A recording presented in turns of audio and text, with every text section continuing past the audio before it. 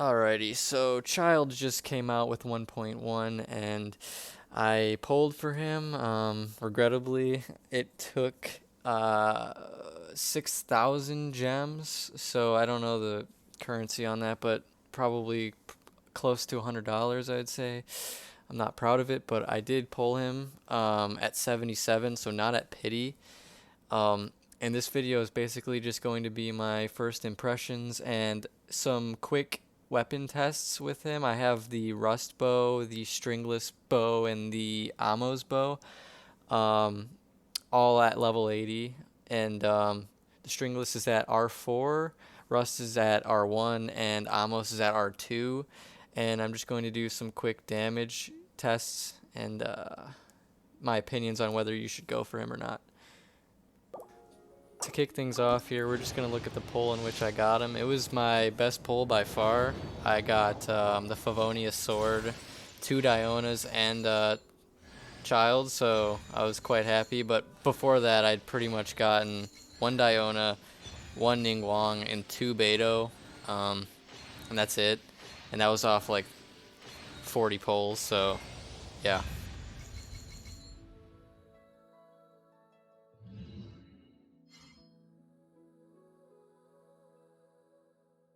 Alrighty, so on to the meat of this video. The first showcase is the Amos bow against the Pyro Registine, and I'm running Glad set and the Wanderer's Troop set mainly because you know, there's really nothing else that you can run for water right now, so it's kind of a temporary setup, and it has okay stats, but I wouldn't say it's ideal. It's 50% crit rate and 93% crit damage, so yeah, it's not great, but it's a good idea. And if you want my honest opinions on the bows just right off the bat, I will say that either the rust or the Amos is fine, because the rust bow doesn't give you the bonus that your regular bow damage attacks do. It doesn't work for the E like that, so whether you have the rust or the Amos, run whichever is more leveled or affordable or whatever.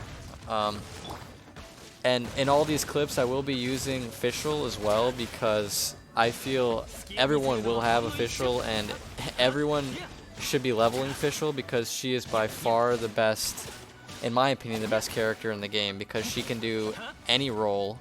She can do support or main DPS, and she combos with everybody. Already moving on to the second clip, we have the rust bow, and honestly, the calcs, as far as I can tell, just off eyeballing it, it's all pretty similar. Like, if you're using the Amos bow and you do the charge shots from a distance, I really like his charge shot because of the way it interacts with his passives and everything. So, you know, it does do a little bit more damage in that regard, but if you're just doing basic attacks, obviously the rust is slightly better. You can kind of eyeball it and just tell the numbers are pretty similar though, and the alt damage and the E damage in general is pretty similar. So, like I said, I think either one is a good choice. It just depends on what you have. I wouldn't go ham for the rust bow though, and the weapon banner just for Childe though. If you want it for other characters as well, sure. But from these clips, you can tell they're both doing fairly well. So.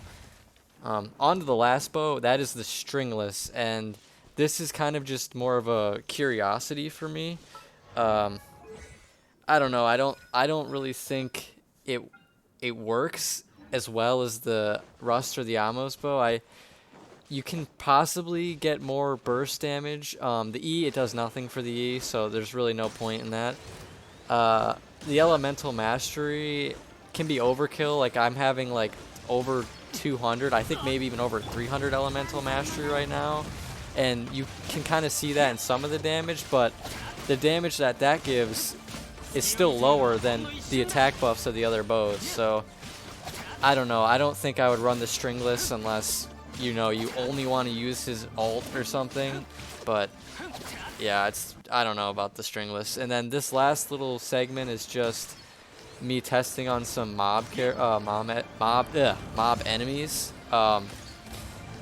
This is where I think Childe actually really shines, is against like the Fatui skirmishers or the treasure hunters or the Ruin Guards, because him and Fischl combined can just do incredible burst and AoE damage with the Z. It's just amazing, and his Q is just an absolute force. So if you want my honest opinion on whether you should roll for him or not, I think it's all depending on, you know, what your teams are, how many gems you have, and if you think his kit's fun. A lot of people are complaining about his cooldown on his E, and I can totally understand that. I really don't appreciate the C6 for this character, but I still think he's a really good character even with that cooldown, just because of how well he can combo with other characters, and I think he's wholly unique, so he's like no other character.